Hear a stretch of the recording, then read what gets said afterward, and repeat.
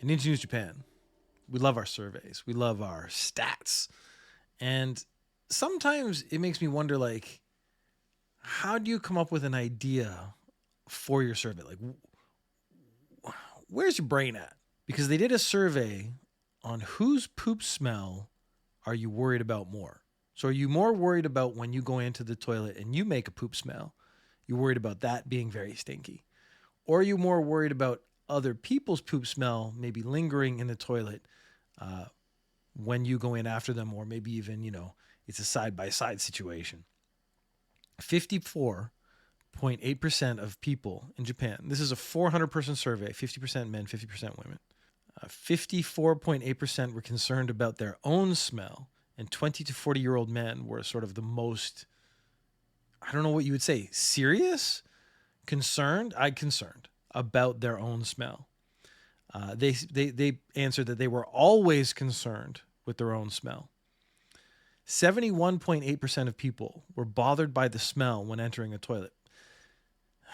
Now, I agree, bothered by the smell, but also it's a necessity. It's like people are in there pooping.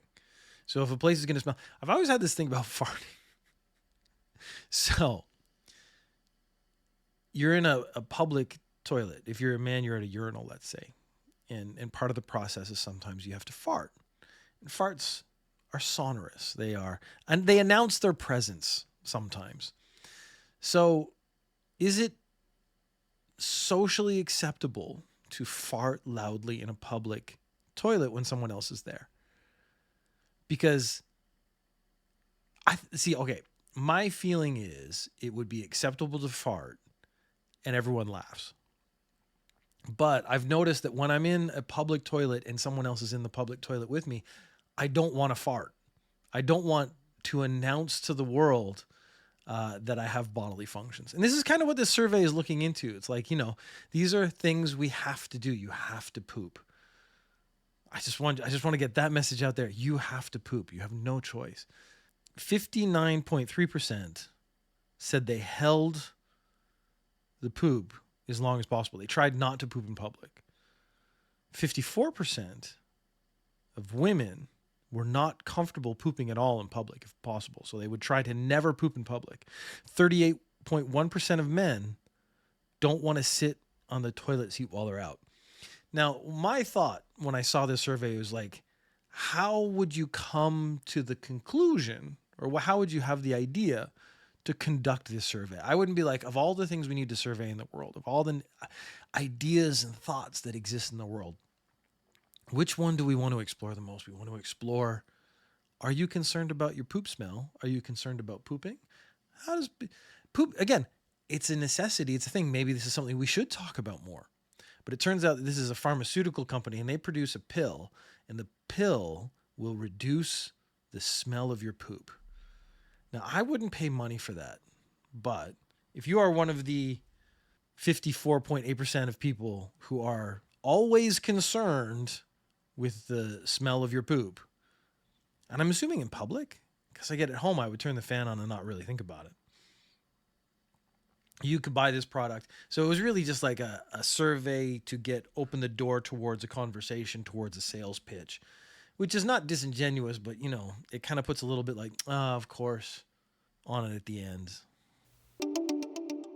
This is a first time event. So that's why it's exciting. The actual crime and stuff is not particularly interesting. There's an interesting aspect to it. But let's get into the story.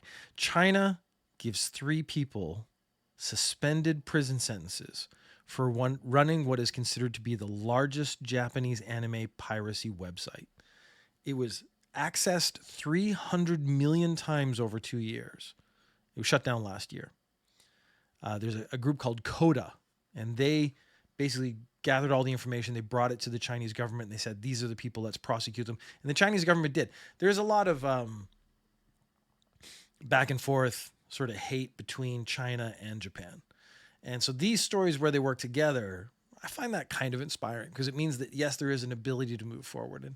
And then there is a lot of ripping on China because, copyright laws, privacy law, these things don't exist in China, is sort of a general stereotype. But this shows that they will take copyright laws seriously. They will do things. essentially, if you make it easy for them, the Coda group brought all the information to the Chinese prosecutors. I don't know who exactly. The interesting part to me was the punishment was suspended sentences. So that means there's essentially on probation for X amount of years.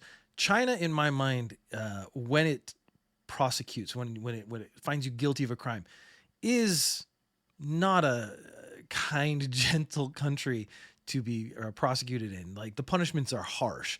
So when I heard suspended sentence, I was like, huh. Because suspended sentence really means like, okay, you're on probation for X amount of years. If you don't get in trouble for those X amount of years, nothing happens. The other point was 37 million yen was made in advertising from the website. No penalties were brought to them. They don't have to pay any money back to the copyright holders. They had to shut down the website. They essentially are in a position where if they don't get into trouble, they get to just keep the 37 million yen. And I was like, for this to really be an effective punishment, you got to take that money away from them. So it was 3 people, the site owner and 2 other people. They were all arrested. They were all found guilty. And then nothing happened. So that sort of put me on the other side. I was like, hey, this is great. China's taking Japanese copyright seriously and stopping this piracy site. But then suddenly it's like, but also they're not. So I was a little torn. I don't know where I land on that. But it is the first time this prosecution has actually happened. It's the first time Coda's been involved. It's the first time I don't know how I feel at all. It sounds good, and then it seems like they did nothing. It sounds like they, like, almost lip service. And I guess that is never going to be satisfying. There was a teacher at a junior high school. And if you know anything about kids, especially at a certain age, kids in junior high school, they still have that youthful meanness that little kids have, that almost sometimes they're mean. They don't even intend to be. Like, they'll point out your physical flaws or something, not really intending to hurt your feelings, but then it really strikes home because it really hurts your feelings. Junior high school kids have now gotten a certain verbal acuity that those little kids don't. So they can, like, fine tune the pain they cause to other people. I would say junior high school is pretty hardcore. And anywhere. I'm not talking about Japan. I'm talking about anywhere. And we know that kids can be straight up mean. Several students had been making fun of a teacher, mainly of his body, his physical self, by referring to him by an anime character's name. They don't say which anime character, because that would actually increase the insult should this guy's picture ever show up on TV or something. So let's just, as an example, say Totoro. So that would imply that he was large, roundish, maybe had that kind of face. Or they called him One Punch Man because he'd been losing his hair. They made it very clear in all the stories I read, there were multiple stories, that this was about his sort of physicality. So it was about his shape. So this might be more similar to when people call Xi Jinping Winnie the Pooh. And he doesn't like it, so he tries to shut that down. It gets to him.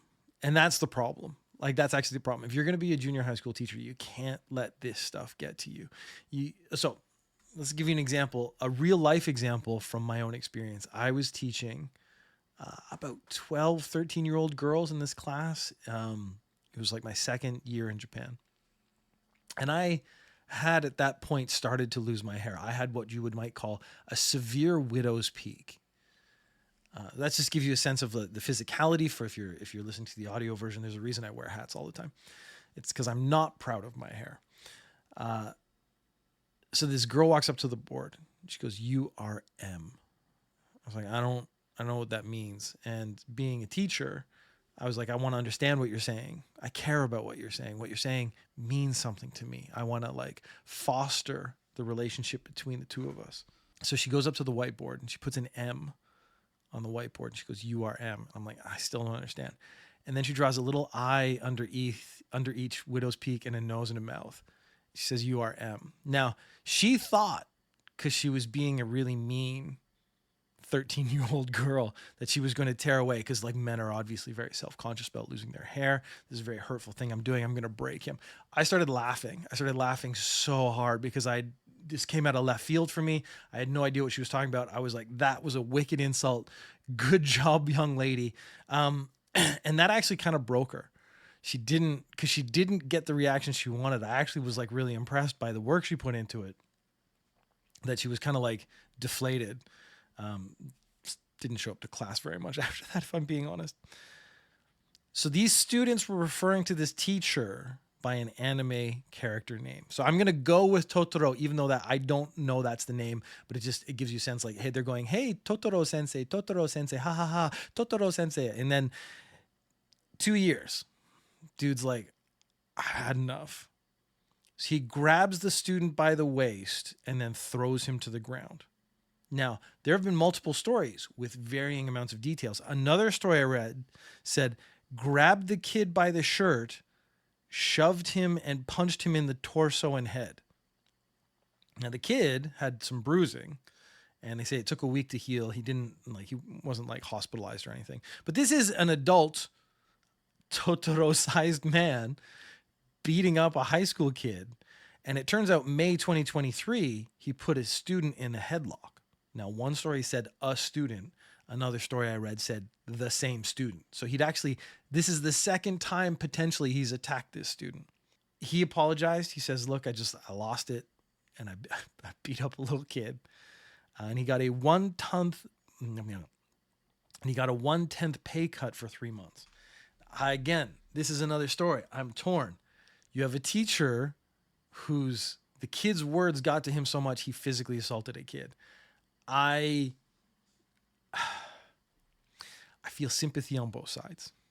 I feel sympathy for the teacher because he had to put up with this, and obviously it drove him to what is essentially a breaking point. But the reality is he attacked the kid. Personally, I think when you grab a kid and throw him to the ground, you lose your job. Now, I've done teaching for years and years and years. And as per example, my story, I've dealt with these kids. You can't let it get to you. You have to look at it as, wow, did the kid do a good job insulting you? Did they do a good job? Have they really done some creativity? Have they created? Have they learned how to use their words appropriately? This might be what you need to foster. Jade has just put in the chat, kids need to learn the fuck around and find out method sometimes. And I agree with that if you're not a teacher. So if this exact same event had happened with neighbors, I wouldn't be as upset with the neighbor. So like they were calling the neighbor Totoro, and then the neighbor just grabs a kid and throws him on the ground. I'd be like, kid deserved it. Don't mess with adults. But because it's a teacher in a teaching role, but yeah, don't assault your students. Yes. You are essentially putting yourself in a position where you're going to be in close contact with these kids every day. They're going to try to get under your skin. That's the bit. You as a teacher should know this.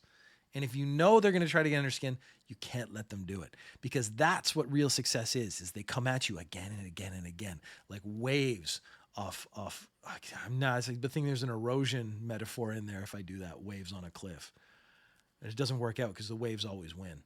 Essentially, this guy probably doesn't have the temperament to be a teacher. If calling you Totoro over and over again is going to get you to the point where you actually assault children, you shouldn't be a teacher. Yes. If it's a different situation, wreck that child. If I was in a different situation and I was like out in a park and some kid started like harassing me, and like I could see it happening. But the thing is, it did take this man years to break, but he did break, and that's the problem. So I honestly don't believe you should be a teacher anymore. ENEOS chairman. We did a story on the ENEOS. There's chairman, CEO, and president. They have all three, and like this makes you sit there and go like, isn't that all this the same job? Is the CEO not the president? Is the president not the chairman? Are these not, or is it just like dudes circle jerking each other at the C-suite of a company? ENEOS is an oil company. And the last tirade I went on about ENEOS is how gross oil companies are and how gross men are, especially old executives. ENEOS decides to come through, and it's just like, let's just prove this again and again and again. The ENEOS chairman was fired over sexual harassment. Last December, the president was fired for sexual harassment. And in 2022, the CEO was forced to step down for sexual harassment. My company has like 5 presidents. Your company has like 5 presidents. I understand president of something, like president of technology. So the CEO of technology, or not CEO, because that's the chief executive officer, but the CTO, the chief technology officer. Oh, Sekihara, the position joke was good then. Oh, I didn't even do that on purpose, if I'm being honest. There was a joke I did, an unintentional joke a couple weeks ago. Someone actually came up and was like, that joke was really good. I was like, I had no idea what he was talking about, but I just took the compliment. I think it's because now I'm just talking about these things in this way. The jokes are built in unintentionally, but I have been thinking I want to script them out. But my actual thing last time was oil executives are gross people and they get away with raping the earth. And why would this not translate into them sexually harassing people around them and thinking it's fine? Eneos needs to hire a non-pervert. And that I would turn the company around. And they're not going to do it because it's the people hiring these guys, putting these guys into this position. It's other guys like that putting them into this position. That said, just wait for the next story. Okay, the mayor of Guinan is a city in Gifu, and he has announced his resignation. There was an accusation made, and the accusation was that he was sexually harassing staff. And an independent inquiry happened, and the results came out and the mayor quit. They found 99 instances of the mayor sexually harassing staff. So that's 99 different people, not 99 sexual harassment cases. Because I could harass someone 99 times and it would be the same person. So that would technically be one case. He did it like napalm, carpet bombing the entire office, city hall, whatever, because he didn't limit it to staff. He actually sexually harassed counselors and other people in fairly important positions. And so the inquiry recommended the mayor quit. He did. The 99 instances of the mayor included touching boobs and butts, which could be indecent assault. So it's not just sexual harassment. He flashed the whole office, I understand. No, it was physical. He's touching people. He's doing little squeezies every now and then. It's what I do to Dave all the time, but Dave likes it. I just opened myself up to some big problems right there. So they did a survey of the staff, male and female, and 80% of the staff reported being either sexually harassed or bullied, so power harassment, by the mayor of Guinan. So then, of course, he quits. And then he has to apologize because it's Japan. You always have to apologize. I love this dude's apology because you can tell he's not sorry at all. He said in his apology, there are parts where I am not convinced of the grounds for the sexual harassment claims. Like, all the claims seem to come from, like, just women. Like, I don't know what this means. So the funny part to me is by saying that he's not convinced of the grounds for the sexual harassment claims, is he's saying that all 99 claims are false? Is he saying that some are false and some are true? Because he's apologizing, but then also saying, but I don't really believe that this was sexual harassment, that I don't really think I did anything wrong. So I'm quitting because you guys are all like pussy bitches. But, you know, this is further reinforced. He had been chided by the deputy mayor. So the deputy mayor comes to him and goes, hey, mayor, maybe stop touching the boobies and butts of all the staff. Like maybe don't do that. And when his response was, we are of the same generation, so I laughed it off. So the deputy mayor is like, hey, mayor, maybe don't touch the staff's boobies. And he's like, yeah, I get what you're really saying. Yeah. And then he's probably like, hey, don't say sexual things to the staff. Don't touch their butts. And he's like, yeah, yeah. They might even said like, hey, maybe don't try to bully the staff. But they like it. Okay, this is an interesting thing. Ignatius put into the chat, but they like it. From his perspective, I've always found this very interesting. I bet if you did a lie detector test with this man and said, did the staff appreciate your advances? He would say yes, and it would come out as true. I know lie detector tests are not actually reliable, but I'm saying conceptually that he believes what he's saying and he believes what he's doing. And there's no way you can convince him otherwise. He had someone, again, of the same generation, so a guy similar age, similar status, saying to him, hey, what you're doing is too much. And he's just like, ha, yeah, buddy. Yeah, we're doing it. La, la, la. That's not how Japanese men behave, but that is now my mental interpretation of the conversation is, hey, Kevin. Kevin is the mayor of Guinea. Hey, Kevin, maybe you could ease back on the what I see as sexual harassment. And then Kevin turns around and goes, yeah. That's my ASMR. I'm just gonna cut all those like fake laughing clips and put them together and make that's my new ASMR podcast. It's just the mayor of Guinan laughing. A new podcast coming to the Chunk Beef Chest pod network of podcasts soon.